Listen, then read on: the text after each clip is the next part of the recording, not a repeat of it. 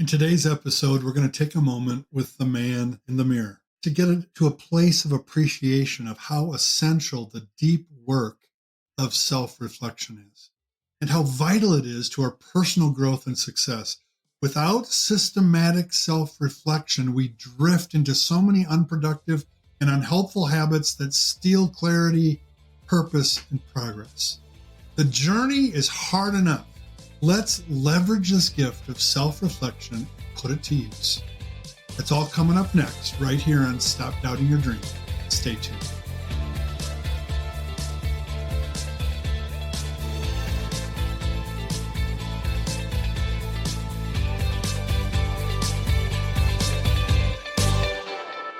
Welcome back.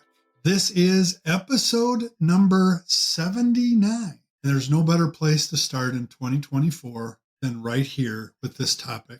I must admit, upon further review, when this man, me, took a long, hard look in the mirror at the end of 2023, there was a glaring ingredient missing from my pattern of life. Want to guess what it was? Self-reflection. My daily review, weekly review, quarterly review that I used to pride myself on was conspicuously missing. I, last year, fell victim to the very tactic of the enemy that I warned so many people about. How is this possible that someone who teaches it and coaches on it could let it fall off his radar?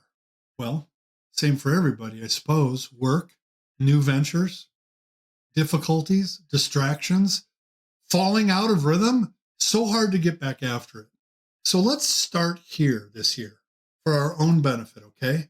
Let's reestablish, or maybe for the first time, establish a rhythmic man in the mirror self-reflection discipline. It is so good for our soul, good for our relationships, good for our work. Think about the importance of self-reflection for a moment. First of all, self-reflection allows us to gain a deeper understanding of our thoughts, our emotions, and our behaviors. It helps us become more self-aware. By reflecting on our actions and experiences, we can identify areas for improvement and make necessary changes to foster personal growth.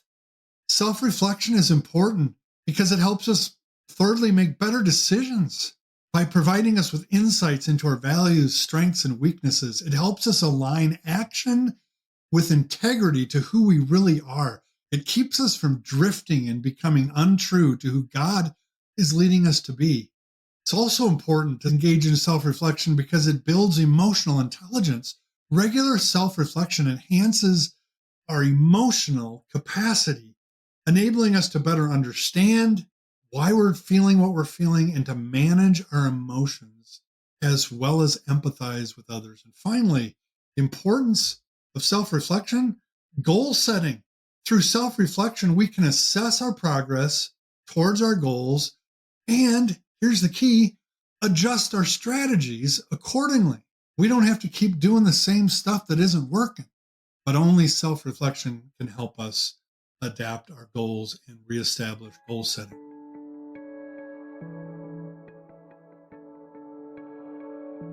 As a spiritual leader, I love thinking about how these topics and how these ideas and categories, principles, if you will, like self-reflection, are modeled and taught by Jesus. And so I use this phrase, the way of Jesus.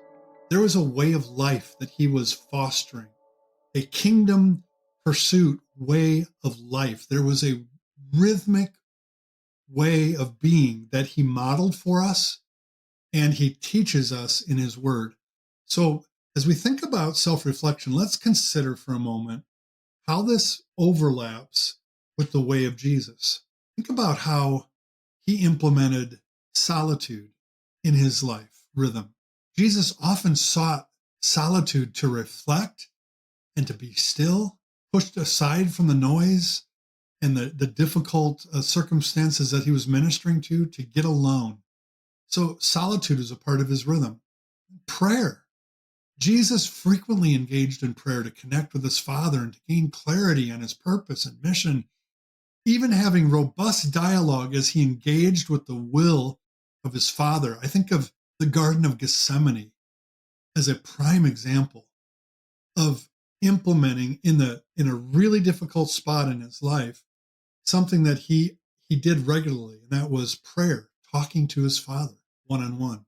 As he considered the way of Jesus, think about the retreats he took, retreating from ministry, retreating from being around people. He occasionally withdrew from the crowds and his disciples to reflect and recharge, highlighting the significance of taking intentional breaks for self-reflection.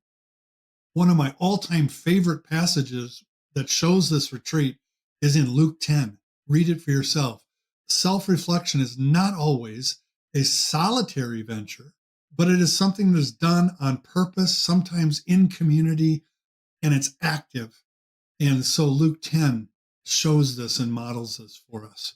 And then maybe my favorite way of Jesus that he helped stimulate self-reflection is the way that he consistently asked challenging questions. Jesus asked his disciples thought-provoking questions to encourage self-reflection and to promote deeper understanding. He asked thought-provoking questions for people he was ministering to. Some of my favorites are like, who do people say I am? And what about you? Who do you say that I am? This challenging question to the lame man, do you want to be well? Interesting question.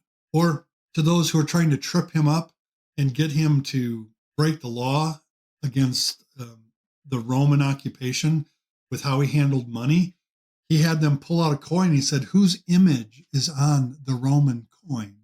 And he used it as a self-reflection moment. And another one I love is, what do you want me to do for you? What do you want me to do for you? When we take these questions to heart, they're great self-reflection. So it's important to have self-reflection as a part of our rhythm. Jesus modeled it in his way of life. And there are so many benefits. Allow me to share just 4 quickly with you today. Side benefits of self-reflection. Number 1, improved problem solving. Through self-reflection, we can analyze past challenges and successes, gain insights that can inform our problem-solving strategies. Another side benefit is enhanced resilience. Regular self-reflection helps us develop resilience by allowing us to learn from setbacks and bounce back stronger. Another side benefit, better relationships. Self-reflection enhances our understanding of ourselves and others, leading to improved communication, empathy, and stronger relationships. And finally, the fourth one I want to just throw out to you today as a side benefit of self-reflection is that self-reflection increases self-confidence. When we reflect and take time to pause and to think deeply about what's going on in our lives, it helps us recognize our achievements and our strengths, boosting our self-confidence and belief in our abilities. So I think it's still okay to do this, even on the second week of January, to wish you a very happy new year. Even better, to wish you a blessed and profoundly productive 2024 to each and every one of you listeners. I wish all the good things of the kingdom of God for you on your pursuits this year.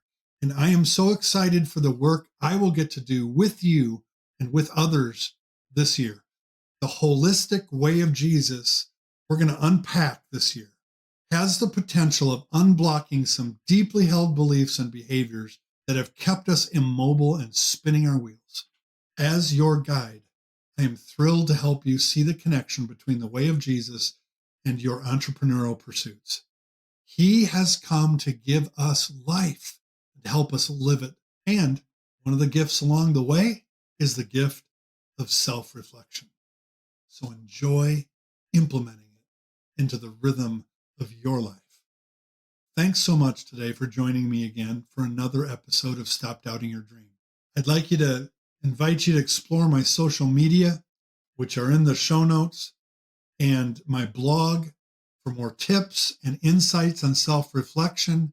And I also want to remind you next week, we're going to be taking a look at failure and facing it, perhaps even embracing it so that you can move on at peace, equipped with new data for the journey. And as you do, remember, the journey towards your dream begins today. Take action with a single step.